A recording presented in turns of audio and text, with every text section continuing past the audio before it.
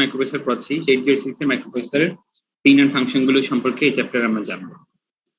তো 8086 এর ব্যাপারে বলি, দুই ধরনের 8086 মাইক্রোপ্রসেসর আসলে পিনগুলা, কথা কি শুনতে পাচ্ছো? হ্যালো, জি স্যার। পিনগুলা দুইটা মোডে কাজ করে, একটা হচ্ছে মিনিমাম মোড আর একটা হচ্ছে ম্যাক্সিমাম। তো মিনিমাম মোডে একটা প্রসেসর থাকে আর ম্যাক্সিমাম মোডে একাধিক প্রসেসর থাকে। হ্যাঁ, তো এখন একাধিক প্রসেসর থাকে। মিনিমাম মোডে হচ্ছে, in this mode 8086 processor works in a single processor environment. All control signals from memory and IO are generated by the processor. একটা প্রসেসর থাকে এবং ওই প্রসেসর দ্বারা সমস্ত কন্ট্রোল এবং আইও অপারেশনের সিগন্যাল গুলো জেনারেট হয়। আর ম্যাক্সিমাম মোডে 8086 works in a multi-processor environment, অর্থাৎ একাধিক প্রসেসর থাকে এই সিস্টেমে, যেমন ধরো কোর টু ডুও, হ্যাঁ, ডুয়াল কোর, কোয়াড কোর, এরকম আছে না, ওইগুলোতে একাধিক প্রসেসর থাকে। এই প্রসেসর গুলো যেগুলো নাম শুনলাম, হ্যাঁ। তো control signal for memory and IO are generated by an external bus controller. External bus controller দিয়ে এই ক্ষেত্রে কন্ট্রোল সিগন্যাল জেনারেট করা হয়। For memory and IO are generated by an external bus controller দিয়ে দেওয়া হয়। আচ্ছা, এক্সটার্নাল বাস কন্ট্রোলার কেন ইউজ করা হয়? বাস কন্ট্রোলার হচ্ছে একটা বাস, ইন্টেল 8288 একটা আইসি, এটা সেপারেট একটা আইসি।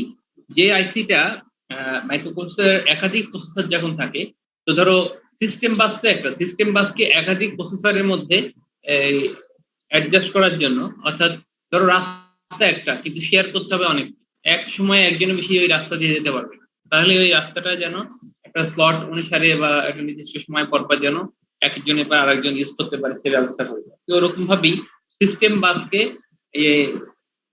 বাস কন্ট্রোলারের মাধ্যমে কন্ট্রোল করে এক এক সময় এক এক প্রসেসরকে ইউজ করতে দেওয়া, এটা হচ্ছে বিষয়। ওই জন্য বাস কন্ট্রোলার লাগে। 8086 modes of operation, এই আমরা কন্টিনিউ করতেছিলাম।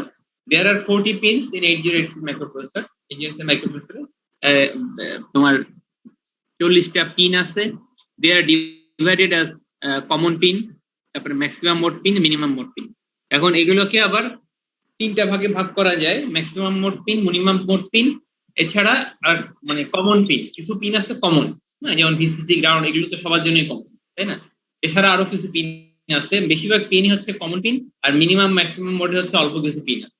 Out of 40 pins, 32 pins have same function in minimum maximum mode. 40টা পিনের মধ্যে 32টা পিনই হচ্ছে মিনিমাম এবং ম্যাক্সিমাম মোডে একই ধরনের কাজ করে, অর্থাৎ common pins. and remaining 8 pins having different functions in minimum and maximum mode, এবং বাকি 8টা পিন মিনিমাম এবং ম্যাক্সিমাম মোডে আলাদা আলাদা কাজ করে। মানে মিনিমাম মোডের জন্য এক ধরনের, ম্যাক্সিমাম মোডের জন্য আরেক ধরনের কাজ করে 8টা পিনে। আচ্ছা, এগুলো হচ্ছে 8086 এর পিন মাইক্রোপ্রসেসরের আইসিটা। এখানে একটা খাঁজ কাট আছে, এটাকে যদি সামনের দিকে রাখা হয় তাহলে বিসিসি ডান দিকে পড়বে, এক থেকে বাম পাশে 1 থেকে শুরু, এখানে 20, আর এখানে 21 থেকে 40 এভাবে পড়বে। গ্রাউন্ড আছে, ground, VCC, clock, এনএমআই, INTR pin এই কথা বলছি অনেকবার, অ্যাড্রেস বাস, হ্যাঁ, তারপরে ডাটা বাস আছে। এইগুলো হচ্ছে এই পিনগুলা এই 31 থেকে 24 পর্যন্ত, সরি 24 থেকে 31 পর্যন্ত। হ্যাঁ, এই পিনগুলা মিনিমাম মোডে এক ধরনের কাজ করে, এই কাজগুলো করে, ম্যাক্সিমাম মোডে এই কাজগুলো করে। তাহলে এটা হচ্ছে এদের আর বাকি যে পিনগুলো আছে, এই 32টা পিন হচ্ছে মানে সব মোডেই কাজ করতে পারে। এগুলো ওই পিন আর ফাংশনের সবগুলো একটা জিস্ট এখানে দিচ্ছি, যে AD0 থেকে এই যে সবগুলো বিভিন্ন পিনগুলো আছে, পিনগুলো ফাংশন কি, অ্যাড্রেস, ডাটা, তারপরে মিনিমাম, এগুলো প্রত্যেকটা আলাদা আলাদা ডিটেলস পড়বো এখন, এখানে আর এই জন্য সময় নষ্ট করতেছি না। এবং এটা কোন কোন পিন কোন মোডে কাজ করে ডিটেলস চার্ট দেওয়া আছে, মিনিমাম মডেল গুলো দেওয়া আছে, আবার ম্যাক্সিমাম মডেল গুলো দেওয়া আছে। এগুলো আমরা দেখবো পরে, প্রত্যেকটা পিন সম্বন্ধে আমরা জানবো। তো এরপরে আছে পাওয়ার সাপ্লাই। এখন it uses 5 volt DC supply at VCC pin 40 and uses ground as BSS pin 1 and 20. BSS তো পিন 1 and 20 তে দেখো, গ্রাউন্ড হচ্ছে 20 তে, আর 1 এ হচ্ছে গ্রাউন্ড, এবং VCC হচ্ছে পিন নাম্বার 40 তে। তারপরে আছে ক্লক সাইকেল, ক্লক সিগন্যালসটা আবার এখানে এই যে পিন আছে, ক্লক পিন, এই যে এখানে 19 নাম্বার পিনে clock signal.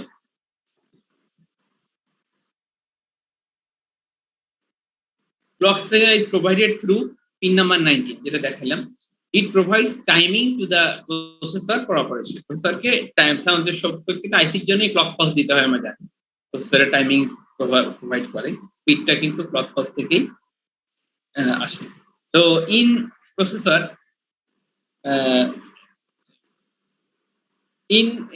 in microprocessor, a time to fetch, যে সময়টা fetch and execute an entire instruction is referred to as an instruction cycle.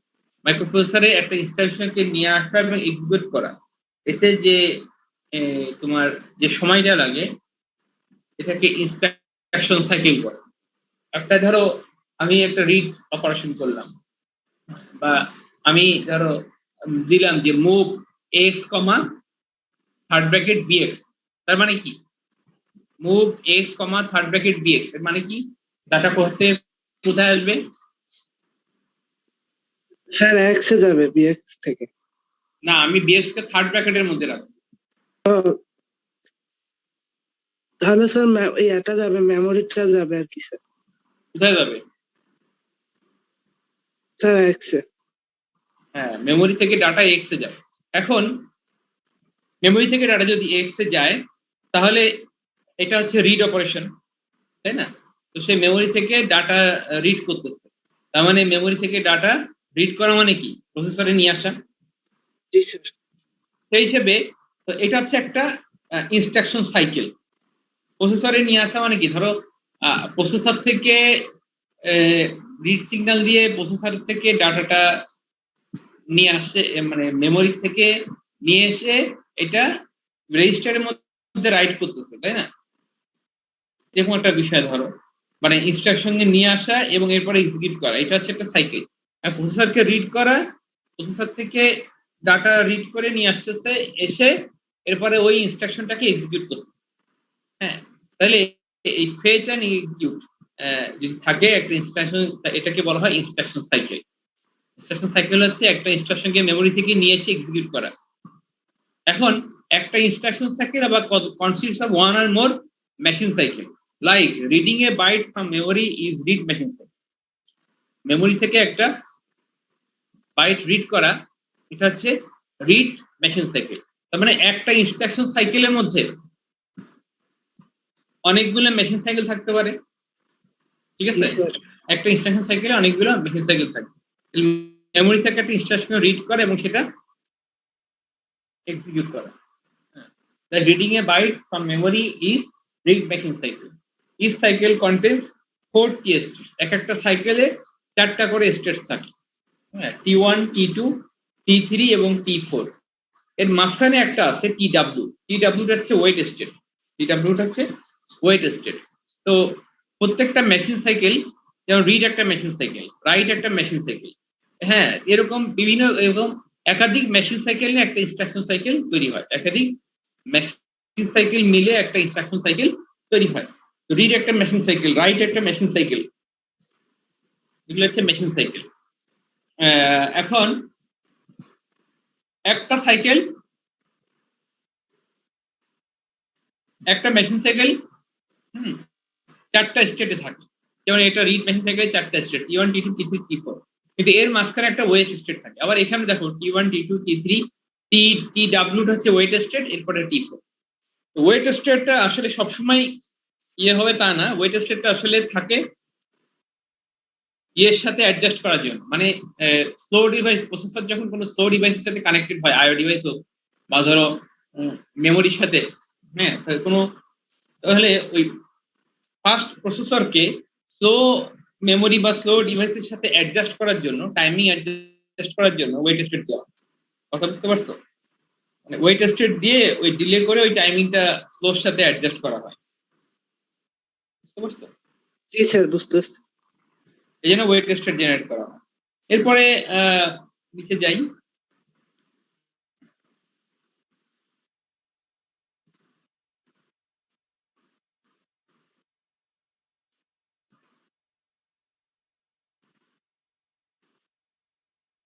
AD0 থেকে AD15 and address latch enable.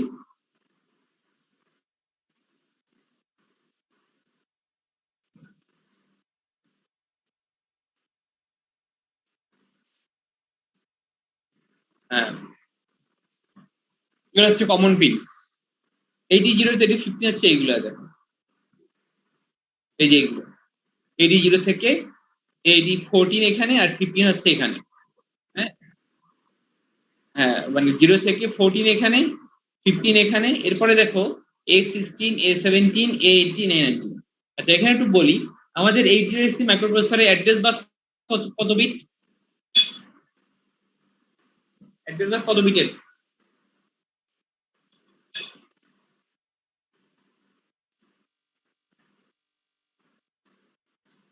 এগুলো যদি এখনো না পারো তাহলে তো মুশকিল। এখনো যদি নেটে সার্চ দিয়ে খুঁজে বের করা লাগে, এখনো যদি মুখস্থ না থাকে, তাহলে কবে হবে এগুলো বলো তোমাদের? এত সেই ফার্স্ট ক্লাসের থেকে, যেদিন থেকে ল্যাব নিয়ে শুরু, সেদিন থেকে এইগুলো বলে আসছে, এখন পর্যন্ত তোমরা এই জিনিসগুলো এখনো মাথার মধ্যে ঢোকেনি। 20 বিট না?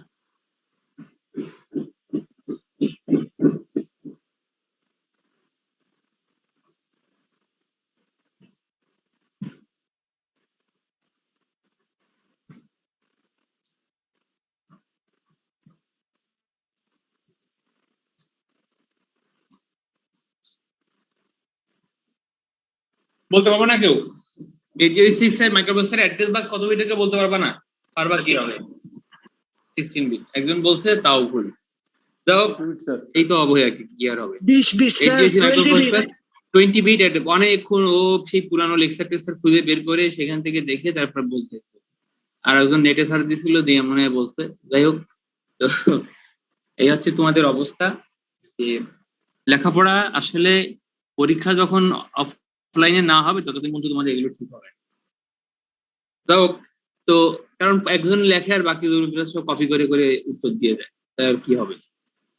সেও জানে না কি কপি করতেছে, আর যে উত্তর দিচ্ছে সেও জানে না কি উত্তর দিচ্ছে। এখন নিজেদের ক্ষতি নিজেরা করতেছে আর কি। AD0 থেকে AD14, এটা এর সাথে AD15, এই 15 মানে 16টা বিট, এগুলো এর সাথে হচ্ছে এ দিয়ে 4টা, মানে অ্যাড্রেসিং এর জন্য আসলে ইউজ হয় 20 বিট। এ দিয়ে এ যেগুলোর সাথে আছে সেগুলো হচ্ছে অ্যাড্রেসিং এর জন্য ইউজ হবে। অ্যাড্রেসিং এর জন্য এখানে আছে 16টা, আর বাকি 4টা, এই টোটাল 19টা। এখানে আছে 16টা, 20, আর এখানে 4টায় 20টা। এই 20টা হচ্ছে আমার অ্যাড্রেস লাইন, অ্যাড্রেস লাইন 20টা। তো এখন এই 20টার মধ্যে যে 14টা পিন এখানে আছে, এই 16টা পিন এখানে আছে, এই 16টা পিন অ্যাড্রেসিং এও কাজ করতে পারে এবং ডাটা বাসেরও কাজ করতে পারে। কারণ 8086 মাইক্রোপ্রসেসর ডাটা বাস হলো 16 বিটের, এবং অ্যাড্রেস বাস হলো 16 বিটের। তো এই 20টা হলো এই 16টা বিট হলো হচ্ছে 16টা পিন হচ্ছে মাল্টিপ্লেক্সড, মানে এটা কখনো অ্যাড্রেস বাস হিসেবে কাজ করে, আবার ডাটা বাস হিসেবে। যখন অ্যাড্রেস ক্যারি করে তখন এই 16টার সাথে আরো 4টা নিয়ে নেয়, আর যখন ডাটা বাস হিসেবে কাজ করে তখন এই 4টা বাদ দিয়ে দেয়, শুধু এই 16টাই দিয়ে ডাটা আনা নিয়ে করে। সেটার আবার একটা ডিপেন্ডেন্স আছে, সেটা হচ্ছে কিসের পরে? অ্যাড্রেস ল্যাচ এনাবেল বলে একটা পিন আছে, সেই পিনের উপর ডিপেন্ড করে এই কাজ করে। The 8086 address data bus lines compose the multiplex address data bus on 8086. These lines contains address bits address latch enable equal to 1. অর্থাৎ যখন অ্যাড্রেস ল্যাচ এনাবেল পিনটা 1 হবে তখন এই লাইনস গুলো অ্যাড্রেস লাইন হিসেবে কাজ করে। অ্যাড্রেস লাইন এনাবেল কি দেখো, এটা অ্যাড্রেস ল্যাচ এনাবেল হচ্ছে এটা আউটপুট পিন। তো অ্যাড্রেস ল্যাচ এনাবেল যখন আউটপুট দিবে, 1 আউটপুট দিবে, তার মানে বোঝাচ্ছে যে এই 16টা লাইন অ্যাড্রেস লাইন হিসেবে কাজ করতেছে, অ্যাড্রেস বিট ক্যারি করতেছে। আর যখন 0 আউটপুট দিবে তার মানে এই 16টা লাইন ডাটা বাস মানে ডাটা বাস হিসেবে কাজ করতেছে বা ডাটা বিটস ক্যারি করতেছে। অ্যাড্রেস ল্যাচ এনাবেল এট পিন নাম্বার 25, পিন নাম্বার 25 হচ্ছে address line enable pin. AD0 থেকে AD7 এই 7টা carries low order byte, data, and AD0 to AD15 carries higher order byte data. অর্থাৎ প্রসেস মেমোরির সাথে যখন communication হয়, মেমোরিতে এক লাইনে 8টা করে বিটে বেশি থাকতে পারে না, তাই না? তো সে যখন মনে করে AX এর ডাটা সে মেমোরিতে পাঠাচ্ছে, তাহলে AX এর মধ্যে লোয়ার বাইট কোনটা? L, আর হায়ার বাইট কোনটা? H, তাই না? তোমাকে আমার কথা শুনতে পাচ্ছো? রেসপন্স করবা। এই এখন যখন লোয়ার বাইটের ডাটা ট্রান্সফার হয় তখন সে ইউজ করে AD0 টু AD7, আর যখন হায়ার বাইটের ডাটা ট্রান্সফার হয় তখন সে ইউজ করে AD8 to AD15. During the first clock cycle it carries 16 bit address and after that it carries 16 bit data. তার মানে প্রথম ক্লক সাইকেলে অ্যাড্রেস ক্যারি করে আর দ্বিতীয় ক্লক সাইকেলে ডাটা ক্যারি, মানে পরপর চলতে থাকে, একবার অ্যাড্রেস একবার ডাটা, এভাবে কাজ করে। দ্রুত কাজগুলো হয় তো এগুলো তো চোখের পলকের আগে কাজ হয়ে যায়, মাইক্রোসেকেন্ডে কাজ হয়।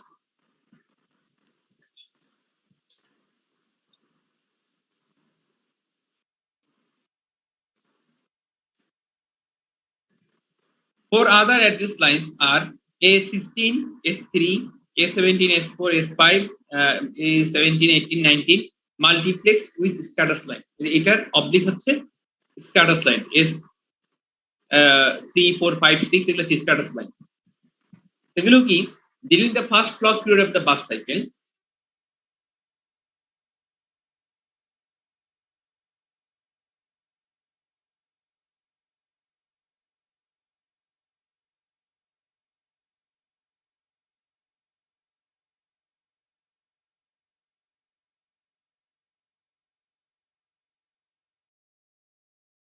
হিসেবে কাজ করার সময় 20 বিট হিসেবে কাজ করবে। তাহলে আমার ওখানে ছিল 16টা আর এই 4টা, তখন এর সাথে অ্যাড হবে, তখন 20 বিট হিসেবে কাজ করবে।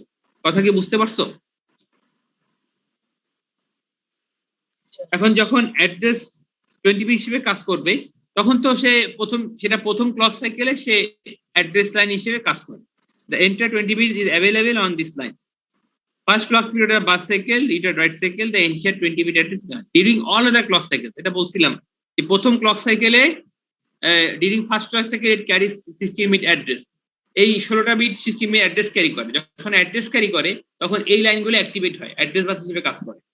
যখন এই 16টা বিট অর্থাৎ উপরের এই 16টা লাইন এগুলো যখন ডাটা বাস হিসেবে কাজ করে তখন তো এই অ্যাড্রেস লাইনগুলোর কোনো কাজ নেই, আছে?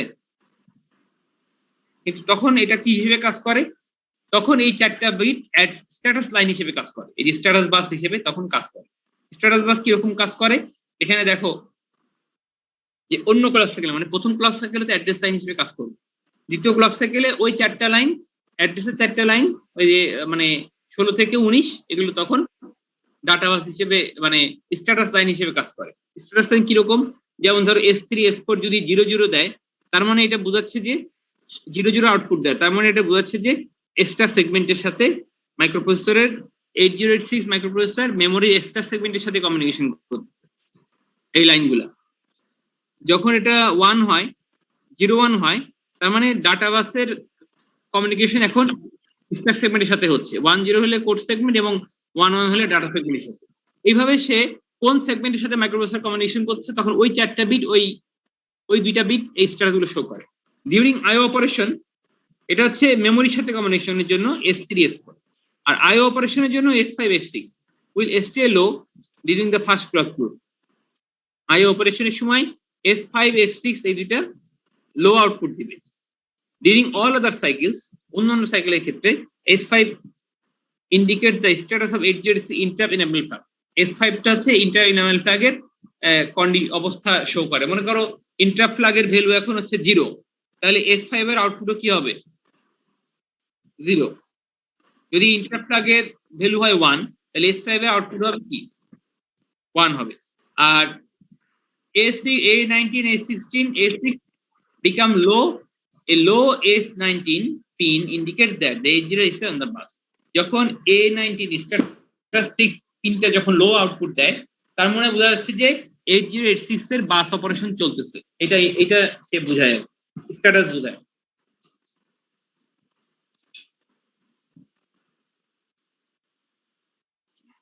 না,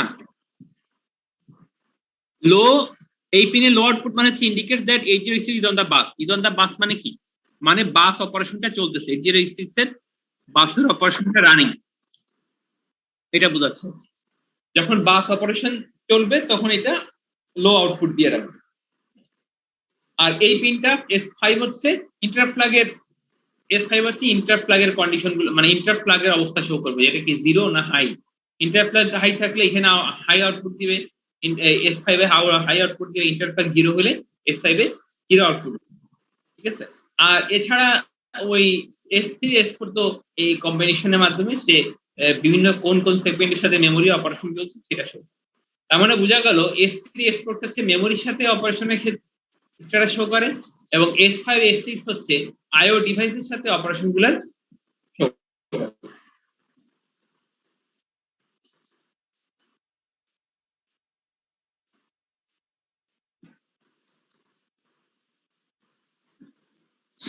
এরপর আছে বাস হাই এনাবেল। এই দেখো এটার উপরে একটা বার চিহ্ন দেওয়া আছে, হ্যাঁ, বার চিহ্ন মানে হচ্ছে অ্যাক্টিভ লো, বার চিহ্ন মানে জিরো হইলে স্যার কাজ করবে। অ্যাক্টিভ লো। এই পিনটা অবলিক যেটা দেওয়া আছে এটা স্ট্যাটাস লাইন হিসেবেও কাজ করতে পারে, আবার এটা 7 নম্বর স্ট্যাটাস লাইন, এর আগে আমরা 6 পর্যন্ত দেখছি। স্ট্যাটাস লাইন হিসেবেও কাজ করতে পারে, আবার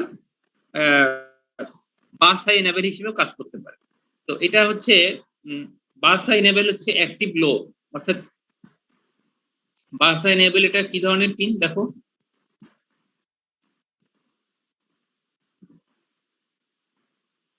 BHE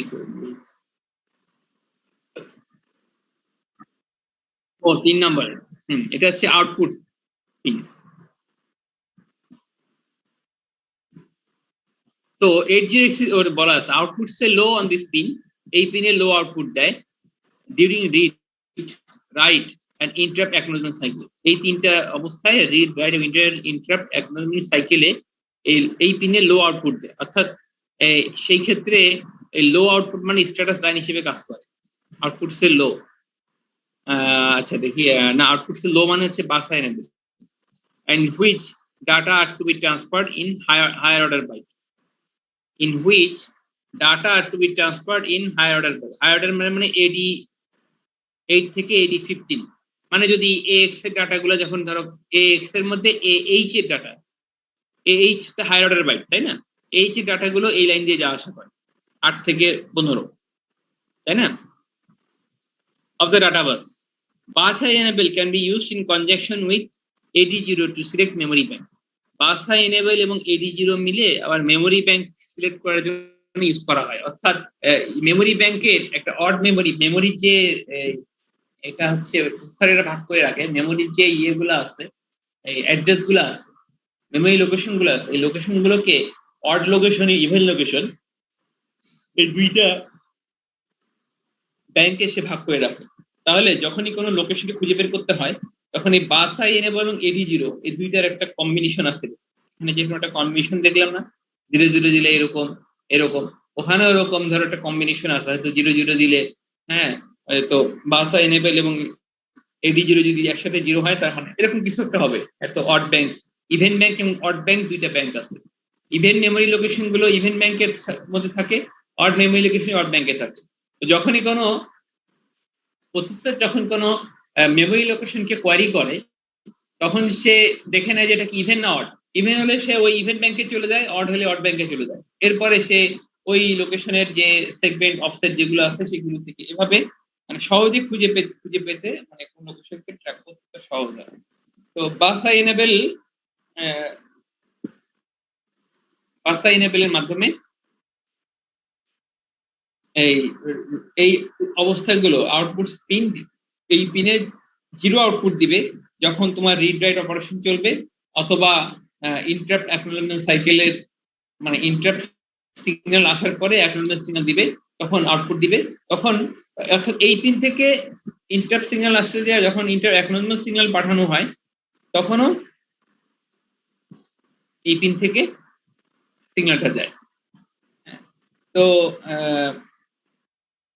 in the higher order byte of data bus, in which data to be transferred in higher order, যেখানে মানে হায়ার অর্ডার বাই ডাটা গুলো ট্রান্সফার করা, যে মানে AD0 থেকে AD8 থেকে AD15। এছাড়া এটা মেমোরি ব্যাংক সিলেকশনের জন্য ইউজ করা হয়। তারপরে রিড সিগন্যাল 32 নম্বর পিন, এটা ইম্পর্টেন্ট পিন, কারণ আমাদের তো প্রায় রিড এবং রাইটটা ইউজ করতে হয়। রিড পিন ইজ এটা অ্যাক্টিভ লো, এটার উপরে বার দিয়া মানে সবসময় মনে রাখবা রিড এবং রাইট এটা হচ্ছে দুইটাই হচ্ছে কি অ্যাক্টিভ লো, বুঝা গেছে? এই পিন থেকে যদি লো আউটপুট দেয় তার মানে হচ্ছে সেটা অ্যাক্টিভ, তখন সে ওই লো আউটপুট যখন মানে পাবে তখন সে রিডিং এর কাজ করবে। The data bus receives data from the memory or device, তার মানে রিড করা মানে কি, রিড করা মানে কি প্রসেসরে কোনো কিছু নিয়ে আসা না। জি স্যার। প্রসেসর তার মানে কি প্রসেসর রিসিভ করে। জি স্যার, ডাটা রিসিভ করে প্রসেসর। হ্যাঁ, তো রিড করা মানে প্রসেসর রিসিভ করে, সেজন্য দিস পিন ইজ লো, এটা অ্যাক্টিভ যেহেতু লোতে অ্যাক্টিভ, এই জিরো মানে হচ্ছে লোতে সেটা অ্যাক্টিভ যেহেতু করে বার দেয়া আছে। This pin is low, the data bus receives, so the data bus receives data from the memory or IO devices. Data bus receive data from memory এবং IO device থেকে ডাটা তখন রিসিভ করে, অর্থাৎ read করে, তাই না? জি sir. Data receive করা মানে কি রিড করে, একটা রিড করে। তাহলে অ্যাক্টিভ লো, হ্যাঁ নিয়ে আসে অ্যাক্টিভ লো, অর্থাৎ এই পিন থেকে লো আউটপুট দেওয়া মানে হচ্ছে ডাটা রিডিং এর কাজ করবে, অর্থাৎ ডাটা নিয়ে আসার মেমোরি থেকে ডাটা নিয়ে আসবে বা আইও ডিভাইস থেকে, মেমোরি আর আইও ডিভাইস যে কোনো জায়গা থেকে রিডিং এর কাজ করবে। রেডি ইনপুট কি, ready if ready equal to 0,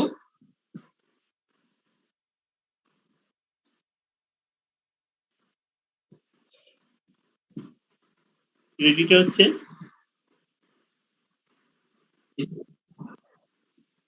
wait স্ট্রিককে control করে, রেডি এটা ইনপুট সিগন্যাল, রেডি ইনপুট বলে।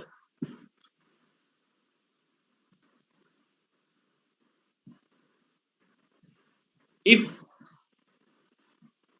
input signal if ready equal to 0 মানে রেডিতে যদি ইনপুট সিগন্যাল আসে, the microprocessor enters into wait state।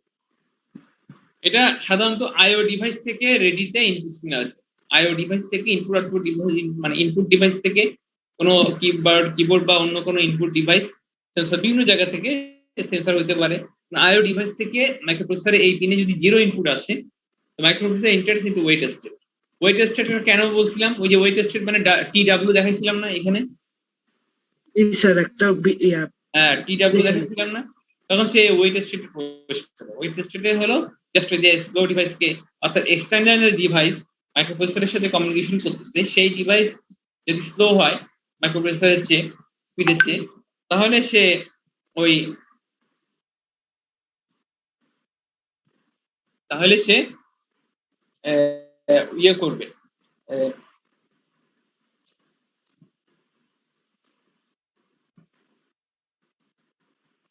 সে তখন ওয়েট স্টেটে প্রবেশ করবে। তো the ready input is controlled to insert wait state into the timing of microprocessor, যেটা বললাম যে রেডি ইনপুটে যখন 0 আসবে তখন সে ওয়েট স্টেটে প্রবেশ করে, এবং ওয়েট স্টেটের কারণে ওই একটু প্রসেসরের টাইমিংটা একটু ইয়ে হয়, মানে ওয়েট স্টেটে কোনো অপারেশন মানে ইয়ে মানে একটু ওয়েট করার কারণে যে ওইখানে স্লো হয়ে যায়, যার কারণে ওই স্লো ডিভাইসের সাথে অ্যাডজাস্ট করতে সুবিধা হয়। If ready pin is 1, it has no effect on the operation of the microprocessor. Ready pin যদি 1 হয়ে যায় তাহলে মাইক্রোপ্রসেসর অপারেশনের উপরে কোনো এফেক্ট থাকে না। অর্থাৎ রেডি পিনে যদি 1 ইনপুট আসে তাহলে মাইক্রোপ্রসেসরের সাথে মানে এটার কোনো এফেক্ট মাইক্রোপ্রসেসর টাইমিং এর উপর পড়ে না। কিন্তু যদি রেডি পিনে 0 ইনপুট আসে তাহলে ওই ওয়েট স্টেট মাইক্রোপ্রসেসরে একটা ওয়েট স্টেট ঢুকে যায়। সব ডিভাইসের এটা না, যখন স্লো ডিভাইস সাথে মাইক্রোপ্রসেসর অ্যাডজাস্ট করতে যায় তখন এই পিনে 0 ইনপুট আসে, 0 ইনপুট আসে আর 1 0 ইনপুট আসে তখন সে ওয়েট স্টেট করে, আদারওয়াইজ 1 থাকলে সে অ্যাজ ইউজুয়াল কাজ করবে।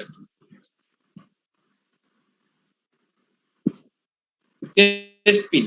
The test pin is an input that is tested by wait instruction. Wait একটা ইনস্ট্রাকশন, এর আগের চ্যাপ্টারে কন্ট্রোল ইনস্ট্রাকশন চ্যাপ্টারের মধ্যে আমরা পড়ছিলাম। কতগুলো চ্যাপ্টার অ্যাজিউম, তারপরে তোমার হচ্ছে ইয়ে এরকম পড়লাম না আমরা অনেকগুলো কিছু কিছু অ্যাজিউম, ডিডব্লিউ, এরকম কতগুলো ইনস্ট্রাকশন পড়ছি না? ওর মধ্যে একটা ছিল ওয়েট টেস্টেড। ওয়েট টেস্টেড কি হয়? টেস্ট পিন অ্যাক্টিভ করার জন্য ইউজ হয়।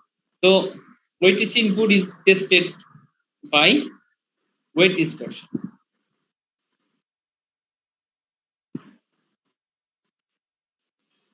তো ওয়েট ইনস্ট্রাকশন দ্বারা টেস্ট পিনকে টেস্ট করা হয়। ইফ টেস্ট, এটাও অ্যাক্টিভ লো, এটাও active low. If test is a logic 0, the wait instruction functions as no operation. Test যদি লজিক 0 হয় টেস্ট পিনে, তাহলে ওয়েট ইনস্ট্রাকশন ফাংশন করবে কি হিসেবে?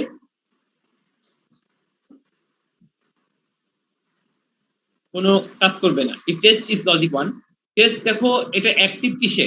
0 তে অ্যাক্টিভ না?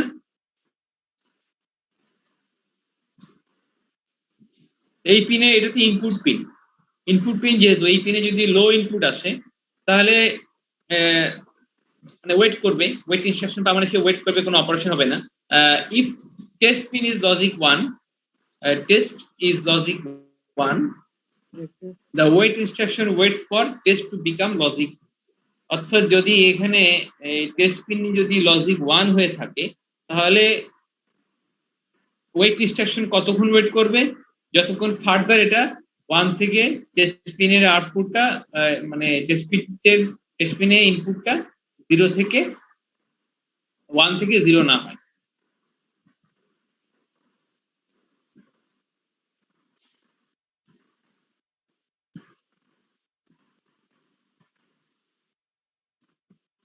অর্থাৎ ওয়েট ইনস্ট্রাকশনটা যখন আমরা প্রোগ্রামের মধ্যে কোথাও ওয়েট ইনস্ট্রাকশন লিখি, হ্যাঁ, সে আসলে ওই টেস্ট পিনকে চেক করে টেস্ট পিন কি 0 না 1। যদি দেখে যে টেস্ট পিন 0 আছে তাহলে সে নো অপারেশন, কোনো কাজ করে না। আর যদি টেস্ট পিন 1 থাকে তো ওয়েট ইনস্ট্রাকশন ওয়েট ইনস্ট্রাকশন কি করে? ওয়েট করে যে যতক্ষণ না 0 থেকে 1 হবে আউটপুট। টেস্ট পিনে যতক্ষণ না 0 থেকে 1 দেওয়া হবে ততক্ষণ পর্যন্ত কি করে? ওয়েট করে।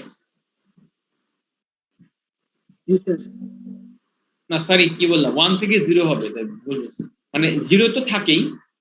এটা 1 থাকলে ঠিক আছে, আগে কথা ঠিক ছিল। 1 থাকলে সে 0 জন্য ওয়েট, 0 হওয়ার জন্য ওয়েট করতে থাকে। 1 যদি থাকে 0 হওয়ার পর্যন্ত ওয়েট করে থাকে। 1, the wait instruction waits for test pin to become logic 0, 0 হওয়ার জন্য ওয়েট করতে থাকে। এরপর হচ্ছে আইএনটিআর এবং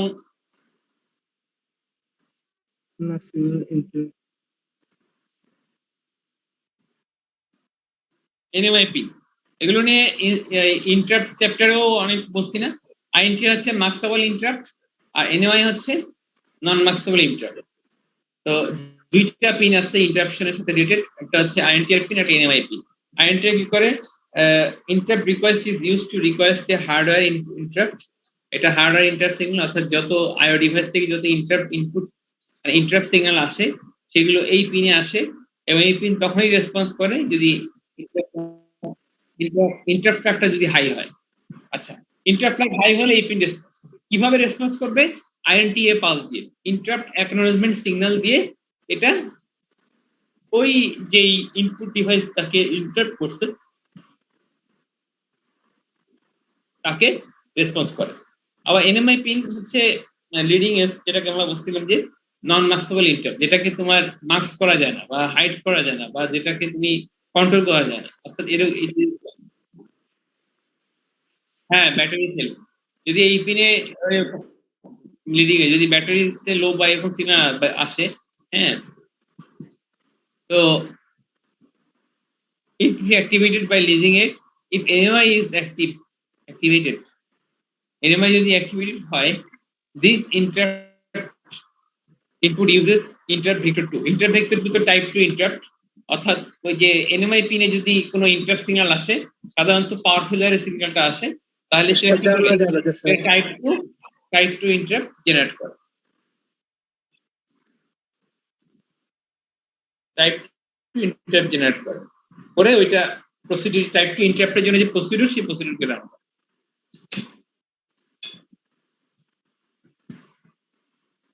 একটা হচ্ছে নন মার্কসেবল, একটা হচ্ছে মার্কসেবল, আর নিচেরটা হচ্ছে নন মার্কসেবল। মার্কসেবল মানে হচ্ছে কন্ট্রোলেবল, মার্কসেবল মানে হচ্ছে এই ক্ষেত্রে ইন্টারাপ্টের ক্ষেত্রে কন্ট্রোলেবল, এটা মনে রাখবো।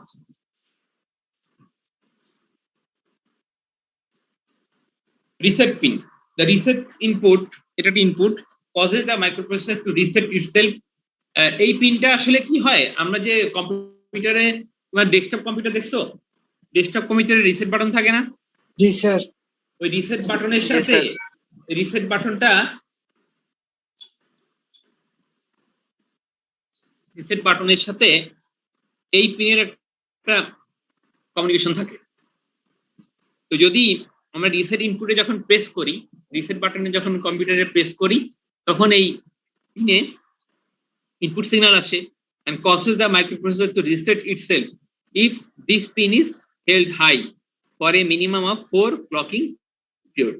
It causes the 8086 initialize register, data segment, stack segment, star segment, IP, flag সব ভ্যালুগুলো কি করে দেয়, রিসেট করা মানে কি, এগুলোকে সব কি করে দেয়, জিরো করে দেয়। শুধুমাত্র কোড সেগমেন্টের সবগুলো ভ্যালুকে সে হাই করে দেয়, আর বাকিগুলো কি করে, বাকিগুলো সব জিরো।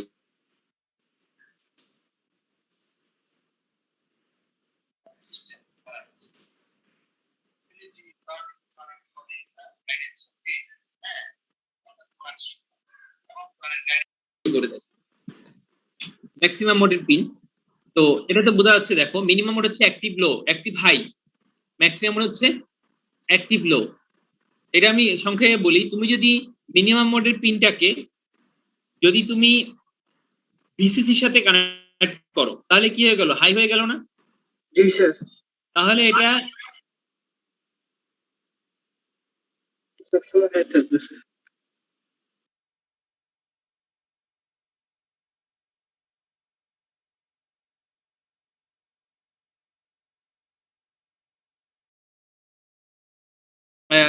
ভিসিসি তে কানেক্ট করবো, আর ম্যাক্সিমাম মোড হলে এই পিনটা গ্রাউন্ডে কানেক্ট করে দিব, ঠিক আছে? মিনিমাম মোড যখন হবে তখন তো এটা অ্যাক্টিভ হাই, এই মিনিমাম মোডটা হবে অ্যাক্টিভ হাই, তাহলে এটাকে ভিসিসি তে, এই পিনটাকে যদি ভিসিসি তে কানেক্ট করে দিই, তাহলে এটা এই মিনিমাম মোডে, প্রসেসরটা মিনিমাম মোডে কাজ করবে। ম্যাক্সিমাম হবে কেন, এটার সাথে ভিসিসি কানেক্ট করলে কি হাই না এই পিন? জি স্যার, মিনিমাম মোডে হাই হলে কি, হাই হলে তো এটা হচ্ছে অ্যাক্টিভ হাই, আর এইটা উপরে বার চিহ্ন দেওয়া মানে হচ্ছে অ্যাক্টিভ লো। লো স্যার। যদি এটাতে ভিসিসির সাথে কানেক্ট করো, তাহলে এটা মিনিমাম মোডে কাজ করবে। আর যখন একাধিক প্রসেসর থাকবে, কোন সিস্টেম যদি একাধিক প্রসেসর থাকে, তাহলে এটা ম্যাক্সিমাম মোড। তো ম্যাক্সিমাম মোড হলে সেই ক্ষেত্রে এই পিনটাকে জিরোর সাথে, মানে গ্রাউন্ডের সাথে কানেক্ট করতে হবে, তাহলে গ্রাউন্ডের সাথে কানেক্ট করলে এই পিনটা ম্যাক্সিমাম মোডে কাজ করবে, মানে এই মাইক্রোপ্রসেসরটা ম্যাক্সিমাম মোডে কাজ করবে। আচ্ছা, এখানে এরপর হচ্ছে এমআই অবলিক দিয়ে দোনোটাই তো লিখছে sir, pin must be connected directly zero. হ্যাঁ, মানে এটা যদি মিনিমাম মোডে +5 এ কানেক্ট করো, যে কোনো একটাতে কানেক্ট করতে পারবা, হয় জিরোতে, মিনিমাম মোড হলে একটা প্রসেসরে একটা সিস্টেমে একটা প্রসেসর থাকলে 5 এ কানেক্ট করবা, আর একটা প্রসেসরে একটা সিস্টেমে একাধিক প্রসেসর থাকলে, যেমন ডুয়াল কোর, কোয়াড কোর, এগুলোতে জিরোতে কানেক্ট করতে হবে প্রসেসরগুলো। কথা বুঝছো? এখনো মনে বোঝোনি কি বলছি? বুঝছি স্যার। এটা বলতে হবে, একাধিক প্রসেসর থাকলে স্যার ম্যাক্সিমাম মোডে কাজ করবে, গ্রাউন্ডে কানেক্ট করব, গ্রাউন্ডে কানেক্ট করতে হবে। আচ্ছা, MIO memory input output, this pin selects memory আর আইও। এটা মেমোরি, এইখানে দেখো মেমোরি কি active high, active high sir, IO হচ্ছে অ্যাক্টিভ লো।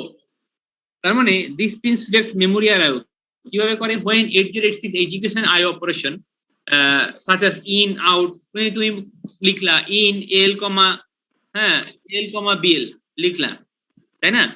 এটা ইনস্ট্রাকশন in l, bl, তাহলে এখানে ইনপুট অপারেশন হচ্ছে না? জি স্যার। আমরা যেটা যে পরীক্ষা দিচ্ছিলাম, ইন ইনস্ট্রাকশন, আউট ইনস্ট্রাকশন আছে, এই ইনস্ট্রাকশন গুলো যখন দিব, তো ইনের জন্য সে কি করে, ইন মানে কি, ইনের জন্য এটা ইন কি, ইনপুট আউটপুট কি অপারেশন, আই অপারেশন না? আই অপারেশনে এটা কোনটা দিতে হবে, এখানে কি দিতে হবে 0 না 1? একটু লো। Active load sir. অ্যাক্টিভ লো কোনটা 0, 0 sir. মানে এখানে 0 আউটপুট দিবে সে, ঠিক আছে। আর যদি আউটপুট সে low on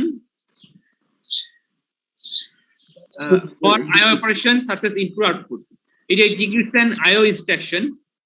IO instruction execute করে such as in or out. It outputs a low on MIO pin. তখন এই পিনে সে কি 0 আউটপুট দেয়। 0 আউটপুট মানে হচ্ছে অ্যাক্টিভ লো মানে IO অপারেশন। ক্লিয়ার? জি স্যার। আর যখন on the other hand it gives the output high on this pin when it executes a memory reference instruction such as move and load. এটা কি মেমোরির সাথে communication না? জি sir, Yes, sir. Memory access তাহলে সেক্ষেত্রে মেমোরির সাথে যখন কমিউনিকেশন হবে তখন এই পিনে আউটপুট কি হবে? হাই। জি sir, active high. Active high, মেমোরিতে অ্যাক্টিভ হাই, মেমোরি এখানে অ্যাক্টিভ হাই, তাহলে এই পিনে হাই আউটপুট দিবে। পরীক্ষায় মনে করো একটা ইনস্ট্রাকশন দেওয়া থাকলো মুভ এস কমা এসআই, তোমাকে বলতে বলা হচ্ছে বলতো এই ইনস্ট্রাকশনের জন্য এই এমআইও পিনের আউটপুট কি হবে, তখন তো এরকম কোশ্চেন আসে, উত্তর দিতে হবে। মনে করো তুমি বললাম যে এই মুভ এস কমা এসআই এর জন্য এমআই এর আউটপুট কি হবে, এবং রিড পিন যেটা পড়ে আসলাম, হ্যাঁ এই যে রিড পিন, এটার আউটপুট কি হবে? কি হবে? এটা কি করতেছে? মেমোরি থেকে প্রসেসরে ডাটা নিয়ে আসছে, জি স্যার, ডাটা নিয়ে আসে কি রিড করতেছে। তাহলে সে রিড করতেছে। রিড করা মানে হচ্ছে রিড হচ্ছে কি অ্যাক্টিভ লো, এখানে দেখো রিড কি অ্যাক্টিভ লো না? জি স্যার। তাহলে এই ইনস্ট্রাকশনের জন্য রিড এর আউটপুট কি হবে? 0 আর মেমরি হাই। মেমরি এখানে কি হবে? মেমরি হাই হবে, এটার আউটপুট হবে হাই। বুঝতে পারছো? মেমরি আউটপুট হাই আর রিডের আউটপুট হবে লো। আর একটা কথা মনে রাখবা, রিড এবং রাইট সবসময় একটা আর একটা উল্টা। রিড যদি হাই হয়, রিড যদি লো হয়, তাহলে রাইট কি হবে? হাই হবে স্যার। নিচে রাইট পিন আছে, রিড যদি হাই হয় রাইট হবে কি? লো। আর রিড যদি লো হয় রাইট হবে হাই। কারণ যখন রিডিং অপারেশন চলবে তখন রাইটিং অপারেশন হবে না, হ্যাঁ সেজন্য তখন এটা মানে মেমোরিতে তো একসাথে রিড রাইট দুইটা হতে পারবে না, হয় রিডিং হবে না রাইট হবে। যখন রিডিং এর কাজ চলবে তখন রাইট অফ থাকবে, যখন রাইট হাই থাকবে তখন রিড 0 হয়ে যাবে, যখন রিড হাই থাকবে রাইট তখন কি হয়ে যাবে? 0 হয়ে যাবে। কথা বুঝছো? আমি যদি বলি যে এই ইনস্ট্রাকশনের জন্য এমআই এর আউটপুট তো হাই, রিড এর আউটপুট হাই, রাইট এর আউটপুট কি হবে? লো হবে। এভাবে when রাইট ইনস্ট্রাকশন, এটাও শেষ করে দিই, এই দুইটা একসাথে, এই দুইটা সাইড একসাথে না পড়ালে হবে না, জাস্ট লাগবে 12:10 মধ্যে শেষ করে দিব। when রাইট ইনস্ট্রাকশন, এটা অ্যাক্টিভ লো, এটা যখন রাইটিং অপারেশন চলে মেমোরি আর আইওতে তখন এটা আউট মানে 0 আউটপুট দেয়, এটাও অ্যাক্টিভ লো। রিড যেরকম অ্যাক্টিভ লো, রাইটও অ্যাক্টিভ লো, কিন্তু রিড এবং রাইট একসাথে মানে একই রকম হবে না, ইনভার্স হবে। রিড যদি হাই হয় রাইট হবে লো হবে। আইএনটিএ কি? Interrupt acknowledgement signal. যখন মাইক্রোপ্রসেসরে আইএনটিআর পিনে কোনো ইনপুট সিগন্যাল আসে তখন মাইক্রোপ্রসেসর যদি ইন্টারাপ্ট ফ্ল্যাগটা হাই হয়, ইন্টারাপ্ট ফ্ল্যাগটা হাই হলে তো সে ইন্টারাপ্টে রেসপন্স করবে, তাই না? হ্যালো, আমার কথা শুনতে পাচ্ছিস? জি স্যার। ইন্টারাপ্ট ফ্ল্যাগ হাই হয় তাহলে আইএনটিআর পিনে যদি কোনো ইনপুট সিগন্যাল আসে, ইন্টারাপ্ট সিগন্যাল আসে, তাহলে ইন্টারাপ্ট সিগন্যালের জন্য সে রেসপন্স করবে। আর ইন্টারাপ্ট ফ্ল্যাগটা যদি ইন্টারাপ্ট ফ্ল্যাগ যদি 0 হয় তাহলে আইএনটিআর ফ্ল্যাগটা কোনো আইএনটিআর পিনটা কোনো কাজ করবে না। তো যখন অ্যাক্টিভ থাকবে অর্থাৎ ইন্টারাপ্ট ফ্ল্যাগটা হাই থাকবে তখন আইএনটিআর পিন অ্যাক্টিভ হলে ওই সময় যদি কোনো ইন্টারাপ্ট সিগন্যাল আসে মাইক্রোপ্রসেসর তার রেসপন্সে এই আইএনটিএ ইন্টারাপ্ট অ্যাকনলেজমেন্ট সিগন্যাল থেকে অ্যাক্টিভ লো পালস জেনারেট করে।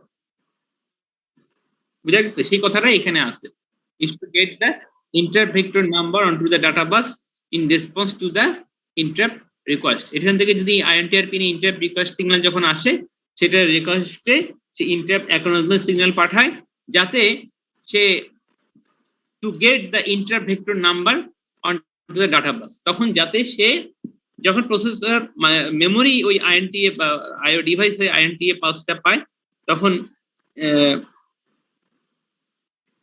ইন্টারভেক্টর number to the data bus in, তখন সে কি করে ওই ইসে হ্যাঁ অ্যাক্টিভ লো পালস পাঠাবে।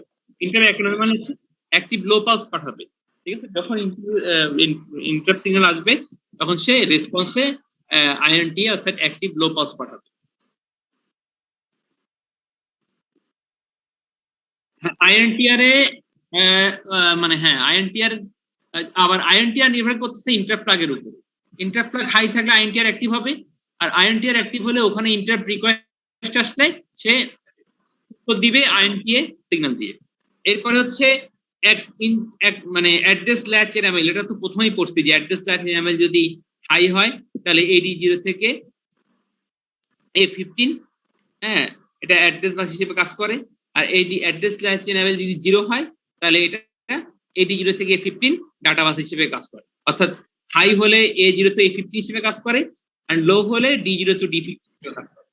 হাই হলে অ্যাড্রেস বাস আর লো হলে ডাটা বাস হিসেবে কাজ করে। এর আগে আর DTR হচ্ছে ডাটা ট্রান্সমিট, হ্যাঁ অর্থাৎ এটা হচ্ছে ডাটা ট্রান্সমিট করতে গেলে সেটা অ্যাক্টিভ হাই, আর ডাটা রিসিভ করলে অ্যাক্টিভ লো। ট্রান্সমিটিং এর সময় এটা হাই আউটপুট দেয় যেহেতু এটা অ্যাক্টিভ, আর হচ্ছে অ্যাক্টিভ লো। রিসিভিং এর সময় 0 আউটপুট দেয়। এখন আমি যদি বলি এই ইনস্ট্রাকশনের জন্য DTR এর আউটপুট কি হবে?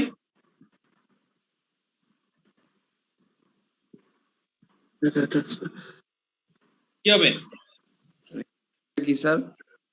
এই ইনস্ট্রাকশনের জন্য DTR এর আউটপুট কি হবে? যেহেতু ডাটা ট্রান্সফার করছে এই ইনস্ট্রাকশনের DTR এর আউটপুট কি হবে? না, সবসময় উত্তর দিবা প্রসেসরের রেসপেক্টে। সব সময় প্রসেসরের সাথে কি হচ্ছে সেই রেসপেক্টে তুমি উত্তর দিবা। তো এই ইনস্ট্রাকশনের অনুসারে DTR এর আউটপুট কি হবে? হাই হবে। হাই হবে স্যার। হাই হবে হাই হবে হাই হবে কিভাবে, কি হিসেবে বললা কত? এই ইনস্ট্রাকশনটা কি বোঝাচ্ছে সেটা বলো, কিভাবে হাই হচ্ছে সেটা আমাকে বুঝাই দাও। স্যার ওই মেমোরিটা স্যার এক্সে যাইতেছে না, মুভ করতেছে না। ডাটা ট্রান্সমিটিং হচ্ছে স্যার। কোথা থেকে ট্রান্সমিট হচ্ছে?